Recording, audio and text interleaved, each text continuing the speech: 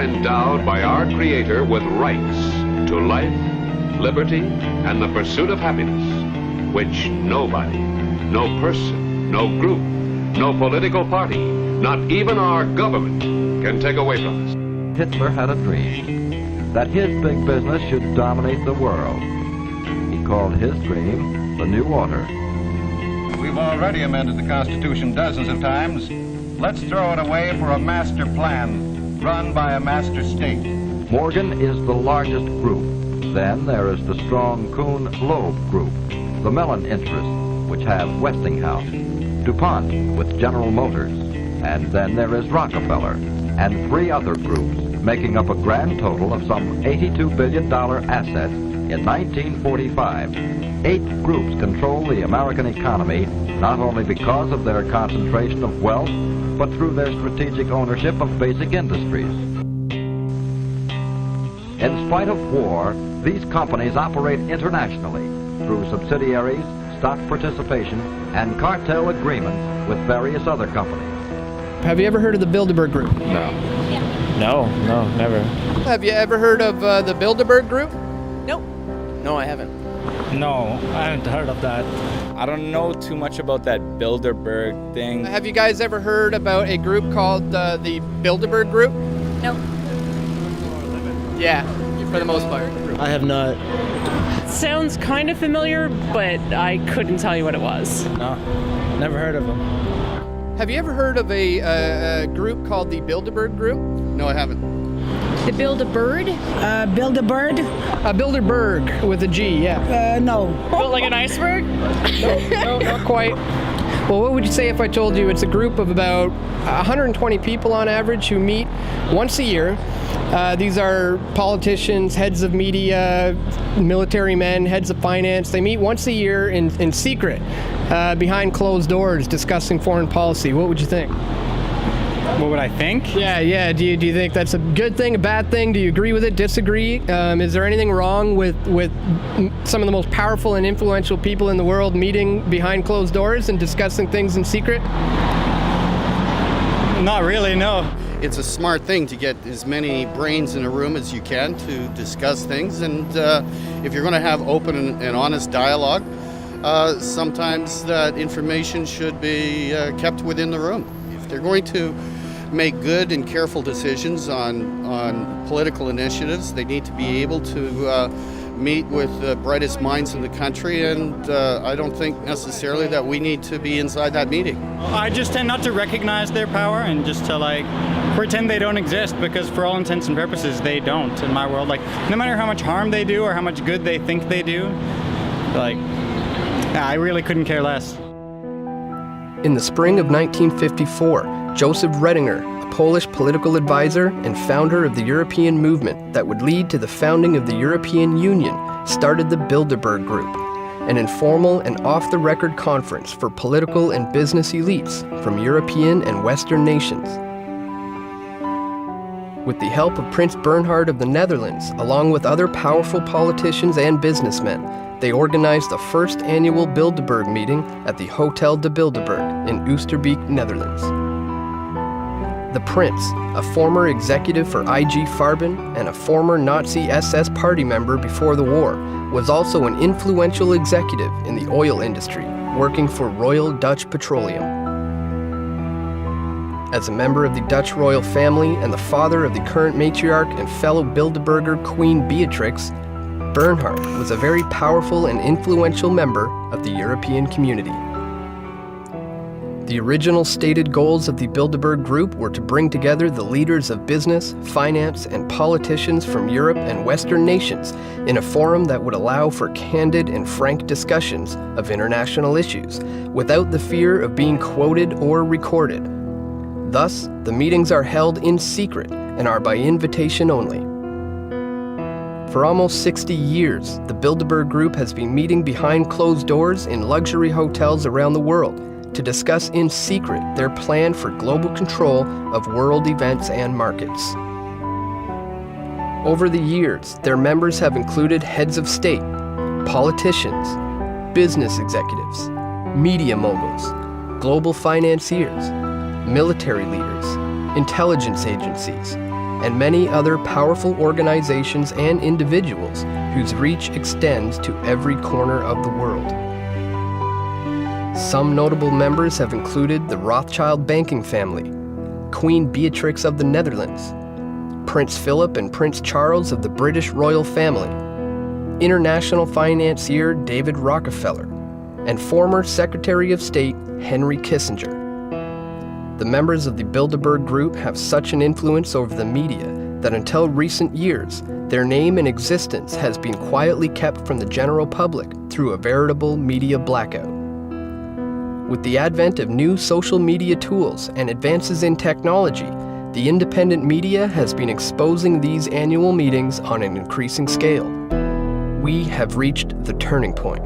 The Bilderberg Group is now finding it almost impossible to stay out of the spotlight and hide their powerful cabal from the public.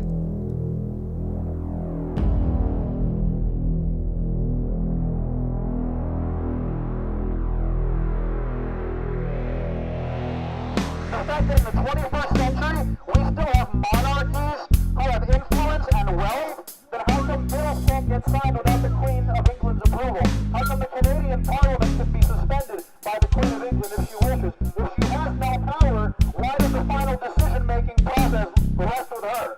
We can talk about the 99%, but it's really the 99.99999%, because the people that are in here, they're not 1 out of 100, they're not 1 out of 1,000, they're not 1 out of 10,000, 100,000, they're more like 1 out of 1,000,000 or 10 million, or beyond that, okay? Billionaire club. That's right. It's the billionaire and trillionaire club, and you and I, we're not in it, we're not ever gonna be in it, so we gotta hold their feet to the fire.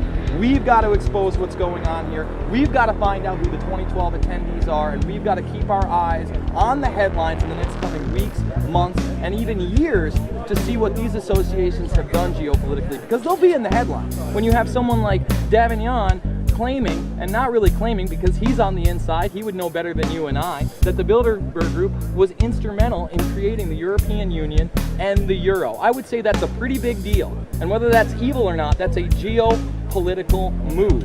And that decision was made by this group. What you need to do is look up who are the companies they work for, who else have they worked for, what are their agendas, what are they in the news doing. That will tell you so much about the reach of Bilderberg, about why they invite these people, and about how they put the world together. In the case of Europe, you heard that, quote, Goldman Sachs rules the world, where you've got Peter Sutherland, head of Goldman Sachs International Board of Directors out of Ireland. He's telling them to accept the austerity and the other financial plans. Throughout history, we've had people with power attempting to consolidate their power and hold on to it. So that's really the agenda here. The agenda is to stay as powerful as possible for as long as possible and crush any competition.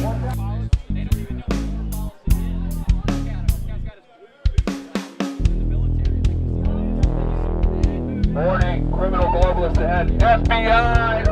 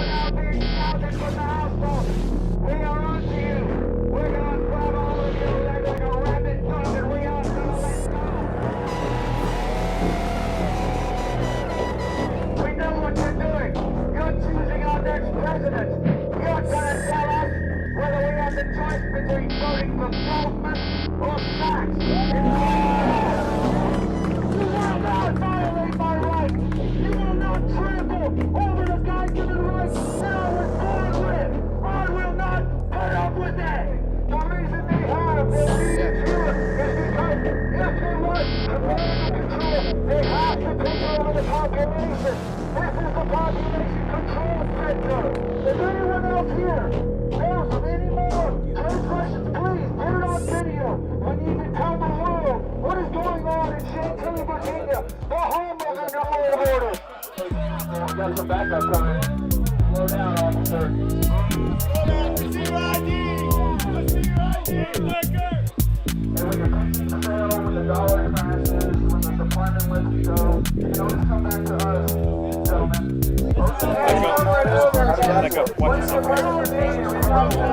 Against globalists that openly say our military is now under UN control in Congress, when real Americans stand up for the sovereignty and future of this country, we are the enemy now, because the real enemy has taken over our government. This is total treason. What is going on inside this building? All of your traitors will be held accountable. You better believe it. In recent years, the lack of coverage from the mainstream media on the Bilderberg Group has been a problem as far as raising awareness about these conferences. However, 2012 is a major turning point for the Bilderberg Group, as the independent media have been here providing the coverage that's been lacking from the mainstream. Where's Fox News been for the last 15 years? CNN for the last 20 years? Why does Sean Hannity ridicule anybody that calls in and asks about the significance of the Bilderberg Group? Obviously, they're on the payroll. When people say that, quote, they control the media, they're talking about the secret establishment. I'm just here to cover the Bilderberg conference and try to do what the mainstream media is lacking. It's not fair to say that there's no coverage of Bilderberg, because even some of the Bilderberg-owned outlets in the mainstream media have covered it, but it's been so far and few between that I think it's important for us as people, as citizens, and as journalists, as professionals, to come down here ourselves and investigate it. I'm definitely down here just to protest the real 1% that's meeting here at the Westfields Marriott behind closed doors. We're not seeing any major media out here. Where's CNN? Where's the mainstream media? Where's Fox, MSNBC? Any of these stations, they are not here. The mainstream media is owned by these people. There's only a handful of what you call mainstream media covering this, because this isn't supposed to exist. Our media, until just about 5 years ago, said that Bilderberg did not even exist. It's been definitely incredible seeing so many people come all over the world just to participate in bringing awareness to the Bilderberg Group. It's by far the largest Bilderberg protest that I have ever seen. A lot of alternative media, a lot of attention being brought to the Bilderbergers. The mainstream media is failing, but the alternative people's media is becoming the mainstream media, and we're proving that by covering Bilderberg. We want to make sure that we can get documentation of the attendees, just to have confirmation of who is in attendance. Once you know, you can absolutely confirm who is in attendance. You can have a better feel for what are some of the things that are going to be discussed. The Bilderberg Group was founded by Nazis after World War II with their European cohorts in the United States to try to bring in a one-world government. These people are terrorists, 110%. The government has been usurped and completely hijacked. The United States flag is not hanging upside down in distress. The flag was taken a long time ago. The Washington Post was here this morning. They've known about it since the very beginning, because their founders, Katharine Graham and now her son, Donald Graham, come every single year without fail. They're not talking about it. We have to. We will. And people are paying attention to that. And they're starting to trust us. And every day we're getting bigger and bigger. The media moguls here that do participate at the Bilderberg meeting are failing. They're not successful at all in any way, shape, or form. Their businesses, their whole enterprises are failing. And what you see is people rising up.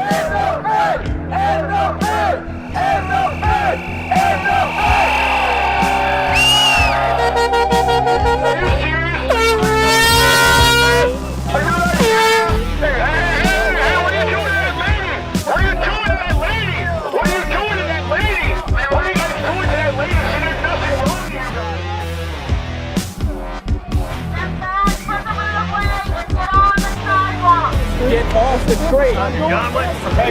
What? What the fuck? Hey, wait! What are you guys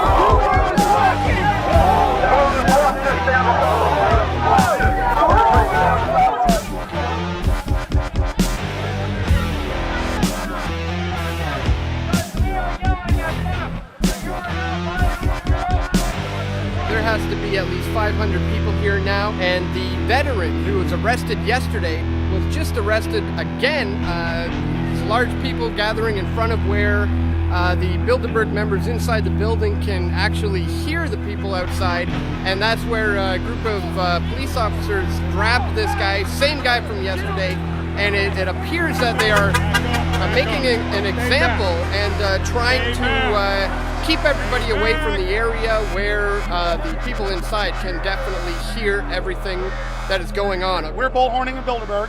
They send cops down to stand behind us. We turn, and they just arrest somebody for no reason to get us to chase them down the street. They grab him, take him away like prey. We run out to follow after him.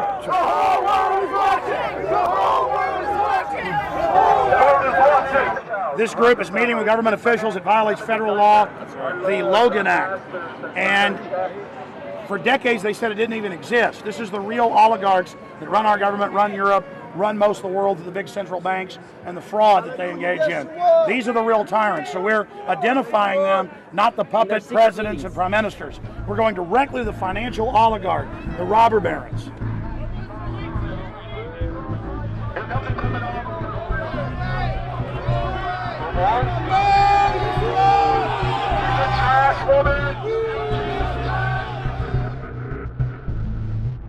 In 2008, it was revealed that the Canadian government, under the leadership of Bilderberg member Stephen Harper, would be buying $25 billion worth of mortgage pools through the Canada Mortgage and Housing Corporation. Shortly after the election in October of 2008, the re-elected Harper Conservatives unilaterally announced the government will purchase up to an additional $50 billion of insured mortgage pools by the end of the fiscal year as a part of its ongoing efforts to maintain the availability of longer-term credit in Canada. This action will increase to $75 billion, the maximum value of securities purchased through Canada Mortgage and Housing Corporation. There was no debate in the Canadian Parliament over whether to hand out $75 billion in taxpayer money to the private chartered banks, nor was it covered by the Bilderberg-controlled mainstream media. The control of the Bilderberg Group extends not only to the media and the control of information, but also to the Canadian banking system itself and our ability to control our own currency. In 1938, Prime Minister William Lyon Mackenzie King nationalized the Bank of Canada, giving control of the Canadian currency to the people of Canada. Although the issuance of currency is held solely by the Bank of Canada, the creation of credit through the issuance of loans is still largely controlled by private chartered banks. As part of the Bank of Canada's charter, the government can borrow up to 50% of its own money from the Bank of Canada at 0% interest. The other half of the interest is paid back into the government, allowing for the financing of our own infrastructure, such as the St. Lawrence Seaway and the Trans-Canada Highway. Because of Bilderberg member Paul Martin, Canada now borrows its money from the private chartered banks at the going interest rate, effectively handing over the usury and interest to private corporations. Prior to Prime Minister Brian Mulroney, all banks had to hold an 8% reserve, meaning they could lend out the same money 12.5 times through credit and loans. Mulroney dropped this to a 0% reserve, allowing private banks to loan as much money as they want, simply by entering a new line on a ledger. Currently, the Bank of Canada is only responsible for 5% of the actual debt created in the form of currency. The private chartered banks, such as Royal Bank of Canada and TD Bank, own the remaining 95% of all debt. Think of how much control this amounts to when you consider all of the digital payment and loan options used today, such as credit cards, debit cards, internet payments, RFID chips, smartphone purchases, and even biometric identification, which is now used in India for bank withdrawals. Very few people use real currency, and the trend is turning to an increasing reliance on digital and computer technologies, of which are largely controlled by members of the Bilderberg Group.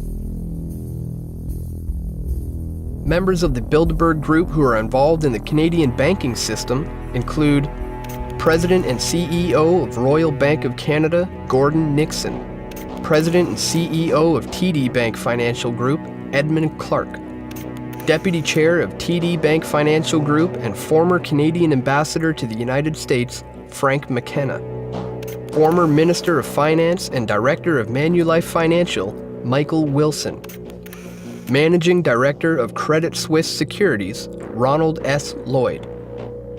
Former CEO of Scotiabank, Peter C. Godsoe. Former Governor of the Bank of Canada, David A. Dodge. And Governor of the Bank of Canada and former Goldman Sachs executive, Mark Carney. 501c3 tax-exempt foundations have to make certain forms publicly available. And so somebody tipped me off about this, that the 990 forms are available for the Bilderberg Group. And I got the years 2007, 2008, 2009, 2010. Well, first of all, they're operating under the 501c3 tax-exempt name American Friends of Bilderberg. The 2008 forms also show a list of very interesting donors. Henry Kissinger, $20,000. David Rockefeller, $50,000. Freeport McMorman Foundation, $10,000. Microsoft, $75,000. Peter Thiel from PayPal, $75,000. Goldman Sachs, $25,000. The Washington Post, $25,000. So of course the Washington Post is going to be reluctant to report on them when they are literally funding them, and I have the proof in my hand.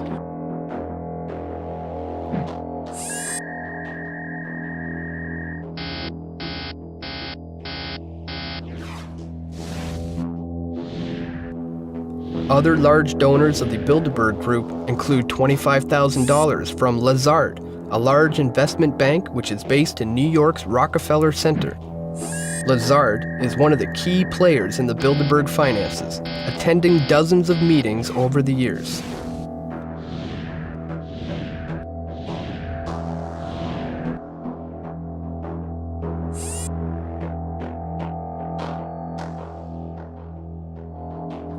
Another large donor and regular attendee to Bilderberg is co-founder of Kohlberg Kravis Robertson Company, Henry Kravis. KKR is a private equity firm with over $62 billion in assets as of 2011. Kravis donated $50,000 in 2008 to the Bilderberg Group. Billionaire financier David Rockefeller of Chase Manhattan Bank has been a steady donor to the Bilderberg meetings and has been a cornerstone of the group's development, attending nearly every conference since its inception in 1954. Rockefeller is an honorary lifetime chairman of the Bilderberg Group and has been involved in the development of many other powerful globalist think tanks, such as the Trilateral Commission and the Council on Foreign Relations. In 1965, David Rockefeller gave a speech to the International Industrial Conference in San Francisco, where he said, "We have entered upon an era in which interdisciplinary cooperation on a worldwide basis must be the cornerstone of accomplishment. Each of us has the duty to fashion his own contribution to fit the grand design of a global community. For many of us, the marketplace of tomorrow will be no less than this whole planet of Earth. What we do will manifest itself in ways that we cannot foretell, and it will have an unforeseen impact upon individual lives and whole societies. What we are is God's gift to man. What we become is man's gift to God." The Rockefeller-Rothschild merger that just occurred yesterday obviously had some things in the works before then, but for those that don't know, the Rothschilds have bought up 37% of the main financial institute of the Rockefellers. They're going to be talking about swallowing up smaller financial institutions, like they say in the article. Essentially, they see opportunity in crisis, and we've known some smaller banks, a lot of smaller banks have gone down in the last 2 or 3 years. Well, now they're consolidating power. They're going to buy up those smaller banks, and don't be surprised if you see them bail out or take a large stake in some of the bigger banks that have been having problems, such as maybe even Bank of America and JP Morgan. We know by your third world plan to depopulate the third world nation. Memorandum 200 with the National Archives. You want to depopulate. It's on the record, Henry Kissinger. A lot of these globalists, a lot of these Bilderbergers are on the record saying that they want global depopulation, and they're proud of it. War criminal Henry Kissinger has stepped foot in the Westfield Marriott hotel in Chantilly, Virginia. So we have him on video entering the hotel, and we would like for you gentlemen to go inside the hotel and arrest Kissinger for his war crimes. Former Secretary of State Henry Kissinger has been deeply involved in the Bilderberg Group, attending dozens of their meetings over the years and acting on the Bilderberg Steering Committee.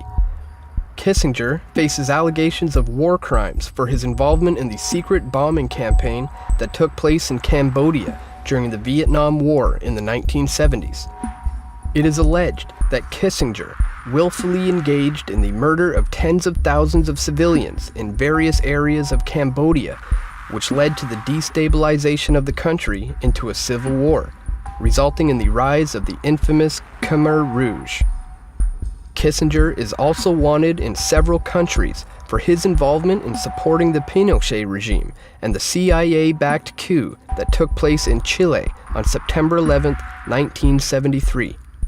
Pinochet, who is now facing a war crimes tribunal, murdered the democratically elected President Salvador Allende and started a military junta which resulted in the kidnapping, forced displacement, and torture of thousands of men, women, and children in Chile. Henry Kissinger actively supported these actions that were taking place at that time, which constituted crimes against humanity.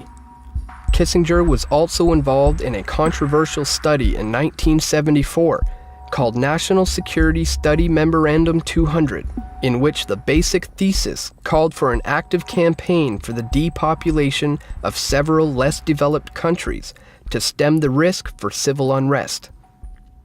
Are you still giving out orders like Memorandum 200, where you said depopulation should be hell?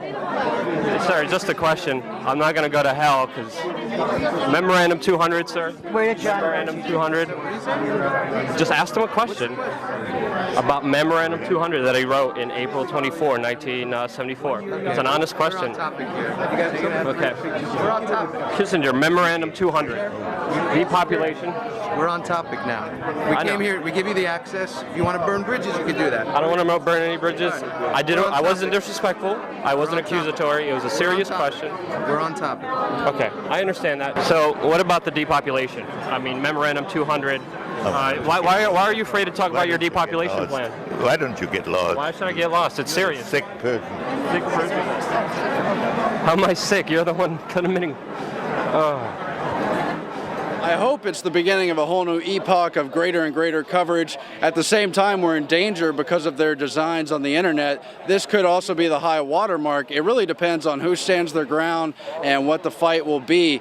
Because, of course, we've just broke last week. People from the European Commission, the Dutch woman Neelie Kroes, wants a mandatory internet ID for Europe. Cybercom was launched only 2 years ago. We saw the Stuxnet virus admittedly engineered from the U.S. and Israeli and other related allies to use against Iran and so forth. On that pretext, they want to take greater and greater control of the web. The United Nations also trying to have a reach over the web. The Bilderberg Group include many prominent members of the internet and computing world, including National Security Agency Director and Chief of the United States Cyber Command, General Keith B. Alexander, co-founder of Facebook, Chris Hughes, founder of PayPal and chief Facebook investor, Peter Thiel, executive chairman of Google, Eric Schmidt, founder of Amazon, Jeff Bezos, co-founder of LinkedIn, Reid Hoffman, vice president, European Commission, commissioner for Digital Agenda, Neelie Kroes,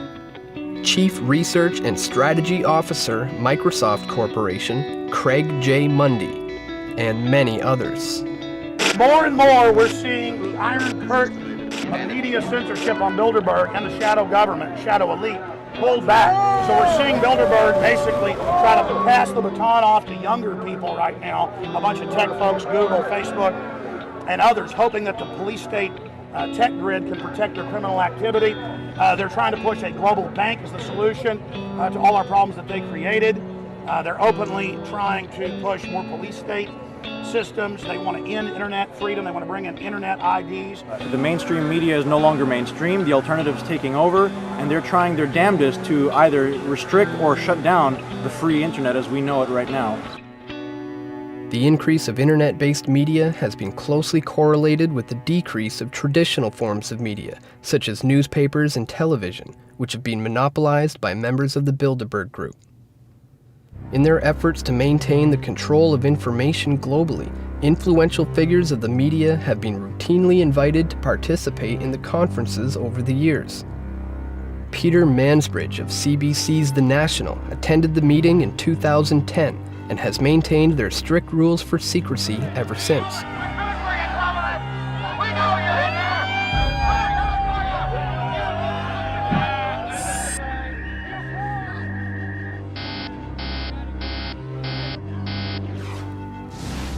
Fellow Canadian Heather Reisman is the CEO of Indigo Books, the largest book supplier in Canada, and she is a member of the Bilderberg Steering Committee.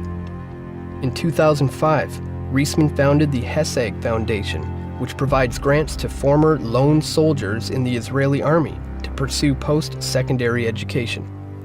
A lone soldier is an individual who is not from Israel, but chooses to fight in the Israeli military.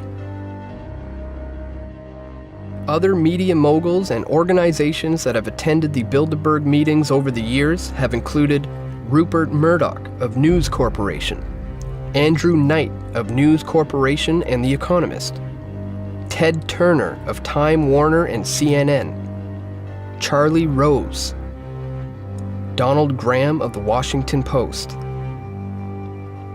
and Canadian media baron and former Bilderberg Steering Committee member Conrad Black of Hollinger International and The Telegraph newspaper.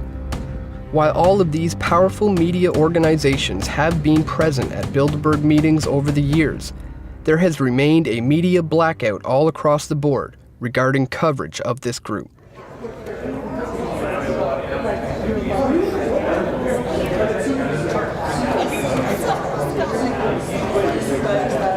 Hi.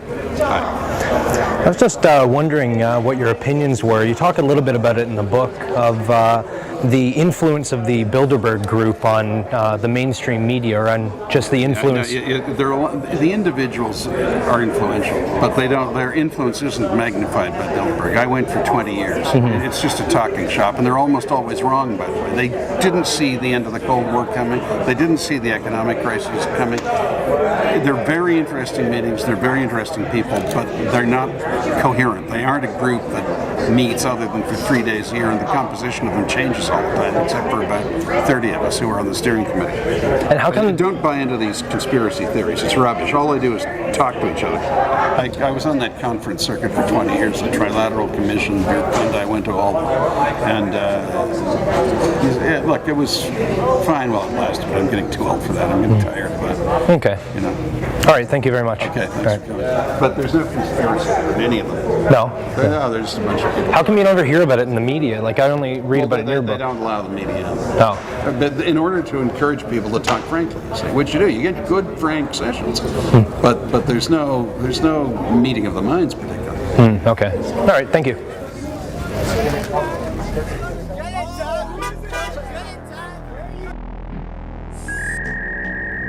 Fellow Hollinger International Board of Directors member Marie-Josée Kravis has made significant inroads since being invited to Bilderberg by Conrad Black in 1989. Marie-Josée is the wife of Bilderberg member Henry Kravis and has been a member of the Bilderberg Steering Committee for over 22 years. At the trial of the now-defunct media baron Conrad Black, Marie-Josée Kravis testified against him, providing evidence for the prosecution. Other prominent Canadians who have attended the Bilderberg conferences include former Prime Minister of Canada Lester B. Pearson, Pierre Elliott Trudeau, Jean Chrétien, Paul Martin, and Stephen Harper. Many other influential Canadian politicians and business leaders have also attended the secret meetings, including former NDP leader Bob Rae, former Liberal Party leaders Stéphane Dion and Michael Ignatieff, former Premier of Ontario Mike Harris, former Premier of New Brunswick Bernard Lord, former Premier of British Columbia Gordon Campbell, the Premier of Alberta, Alison Redford, the Chief of Staff for Prime Minister Stephen Harper, Nigel S. Wright, and Power Corporation of Canada CEO Paul Desmarais Sr. In fact, nearly every Canadian Prime Minister back to Pierre Elliott Trudeau has worked for Power Corp. I attended one Bilderberg meeting. I'm not sure they ever invited me back, but just to make sure, I've also gone to a Maple Leaf hockey game. That doesn't mean I'm a Maple Leaf fan. I believe that there is an opportunity now with the G20 having been called for the first time for us to put together a global steering committee of all of the great powers of the world. If I was asked what is the single most important thing that can be done to get us out of this mess, it is going to be to recognize now that we are one common humanity, divided perhaps into economic entities called countries. The time has come for us to work together. In 1996, you were at a Bilderberg meeting, and also there was Jean Chrétien and Paul Martin. I don't know if I was at that meeting. I've only been to a few of them, but Bilderberg and Tralala are not really think tanks. They simply individuals who get together who are from business, the political world, the media, others, and discuss ideas, and they influence each other through that. Shortly after Dan and Steve got back from the Bilderberg meeting in Chantilly, I decided to file some Access to Information Act requests for information on both Alison Redford, the Premier of Alberta, and for Nigel S. Wright, who is the Chief of Staff for Prime Minister Stephen Harper. I received two notices. One was for Nigel S. Wright, and it actually revealed very little. They just said that they didn't have any record of him having attended the Bilderberg meeting in Chantilly, even though he was on the official attendees list. In 2011, the Harper government decided to amend the Access to Information Act and privacy request forms, making it so that anybody that was on the Prime Minister's cabinet was exempt from releasing any personal information. In the case of Alison Redford, the Premier of Alberta, I did receive actually quite a big disclosure from their Executive Council office in Alberta. 31 pages were disclosed to me just the other day. All sorts of different pages have notices to destroy these emails, do not release this information to the public, do not release any information about your travel itinerary prior to attending the meeting. But a lot of the stuff is redacted. A lot of this information is redacted out. That's cited under different sections of the Privacy Protection Act, which goes hand in hand with the Access to Information Act request. So any other information that was in there about other people has been redacted out. There's also a page in here that describes the nature of the meetings off the record. Fruitful discussions are enhanced by an atmosphere of mutual trust in which participants can express themselves freely. All discussions are therefore private and off the record. The press is excluded from the meetings. A list of participants will be released to the press on the eve of the conference. There's nothing to hide. If you're doing good things, you don't have anything to hide. There's only something to hide if you don't want people hearing what you're saying. That's the only reason to say it off the record, is that you wouldn't want to be quoted on something that could be damaging to your career. The very word secrecy is repugnant in a free and open society. And we are, as a people, inherently and historically opposed to secret societies, to secret oaths, and to secret proceedings. We decided long ago that the dangers of excessive and unwarranted concealment of pertinent facts far outweighed the dangers which are cited to justify it. And there is very grave danger that an announced need for increased security will be seized upon by those anxious to expand its meaning to the very limits of official censorship and concealment. How do you feel about secrecy in government? It's a scary thing. I mean, it's secret, so I don't really know much about it. I can understand if the secrecy is for national security, but, you know, secrecy and covering up, you know, financial documents and things like that, I think as taxpayers, you know, we have the right to know what's going on in our government. I think secrecy is pretty inherent in the Canadian government, for sure, and in all government. I wish it wasn't that way. I wish government was completely democratic, which would mean that we would be a part of it, but seeing as like we have representatives in this house deciding on issues for us, secrecy kind of just comes with that. I honestly don't think it's a good idea for anybody to be secret. I don't think anything should be secret. I think if anything needs to be said, it needs to be said in front of the people here that can hear it. We elect people to govern us in a democratic way, and when those people fall, prey to, individuals that have money or, have leverage on them, it's no different than a dictatorship. When you have like government officials and then you have financiers and like heads of like banks meeting behind closed doors, that's already against the law. So there's a lot of things happening that I think the people need to wake up to and actually come out and stand against it. It's the job of you guys to get out there and inform the real people that need to know what's really going on, because we have really no idea. And without you guys, we wouldn't be around to know, so. The more independent media that covers events like this, or like anything, gives a more unbiased opinion, considering how slanted our current media is. It doesn't have to be a, massive media tycoon that's controlling what's being said anymore. The average person can do it, right? Which is, that's an amazing feat. We didn't have that 50 years ago. We didn't have that at all. It's time to get it out there. We should at least know. Technology is a double-edged sword, and with the use of social media and live streaming, the independent media is now shining a bright light on the shadows of the Bilderberg Group. Almost everybody here has a camera. They're all doing live streaming. They're all, interviewing people. I mean, there is just everywhere from, really big names with big websites to just people doing their own little thing. And it's crazy. I mean, everybody has a camera this year. We live in the time of intelligence, of technology, of instant information. And more these people are realizing that, and they're going to realize that today with the hundreds of people that are surrounding the Marriott Hotel where Bilderberg 2012 is being held. What do you think about, the independent media's these days ability to use social media and live streaming at these kinds of events? It's amazing, and it shows you how many people that are getting aware and politically aware to this. Everyone's becoming the independent media because of the double-edged sword that is social media. It's also, of course, a spy tool, as everyone knows.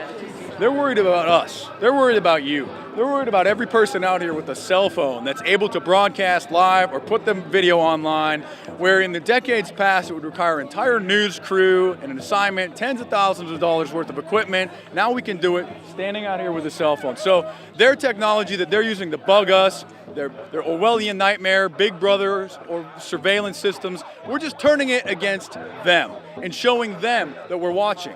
What we're seeing here in 2012 represents not just an evolution of social media, of independent media, of the ability of citizen journalists to bring attention to causes and events that the mainstream media will refuse to cover. You had thousands and thousands of people watching live stream video. They're interested. People are dying for real information, truth. We are able to pretty much broadcast to the world to thousands of people live, unedited, uncut, as everything's happening, pretty much just through a cell phone. It's, we're living in amazing times. The technology is advancing. It's like more than it's a protest, it's almost an independent media summit. There are at least 20 cameras here, live streaming, not all like with some central hub. No, 20 independent media outlets, 20 individuals doing separate live streams. We are making a difference. We are forcing the mainstream media to cover these events, and they are coming, kicking and screaming, but they are coming. If you had an opportunity to maybe say a short little message to the people in that room, the people sitting around that table, what might you say to them? That's a hard question. It's a tough one, I know. It's a tough one. I don't mean to put you on the spot. It is. Second. But if I could say anything to the Bilderbergers is, when you do things in darkness, they will come to the light, and they are. We're here just to shine that light. I don't hate you. I'm not going to spend my energy just to negatively go after you, but I will expose you, and I will talk to you, and I will communicate with you with words to try to make you and the world understand that there's a lot more going on than we actually know, and we deserve to know what's happening. We're human beings. We're just as equal as you, and we're all in this world together. Ladies and gentlemen of the free world, we came out here for one reason and one reason only. We are sick and tired of being controlled. We are sick and tired of the elitist taking advantage of our trust, taking advantage of our apathy, and we will not put up with it anymore! My message to the globalist is the sleeping giant that is humanity is awakening. It's 1776 against their 1984 worldwide. Their system of 1984 against the spirit of liberty. And they will be defeated. And they know it, and they're starting to run scared, and they should be, because information is power. And the truth is setting us free. We know who you are, and we're taking our fate back.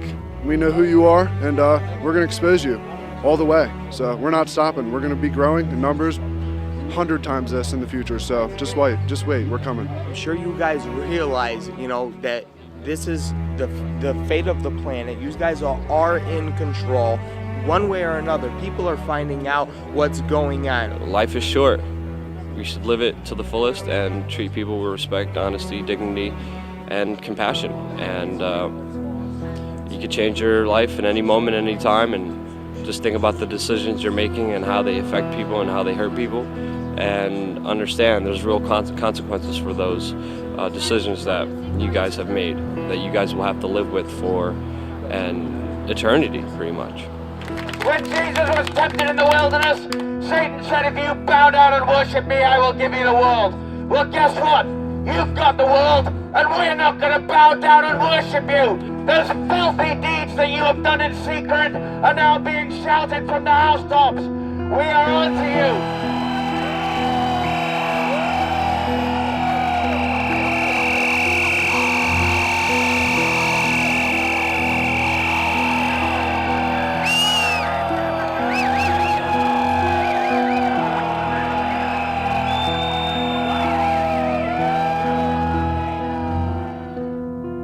The reach of the Bilderberg Group extends to every level of the policy apparatus in both the private and public sectors. Its members over the years have been the most influential and powerful individuals in the world. Whether or not they act in concert with each other or simply influence one another through these meetings is beside the point. The decisions made by each of these individuals have a ripple effect for the rest of the world. For every action, there is an equal but opposite reaction. The creation of this new Orwellian technotronic society has spawned a new generation of warrior, information warriors, whose weapons are the very technologies created to enslave them. As the old forms of media slowly die away, this generation is finding new and exciting ways to spread information, open dialogue, and become the true citizen media. The Bilderberg Group and the individuals that attend are now facing a revolutionary adversary, an informed citizenry armed with the right questions and looking for the true answers.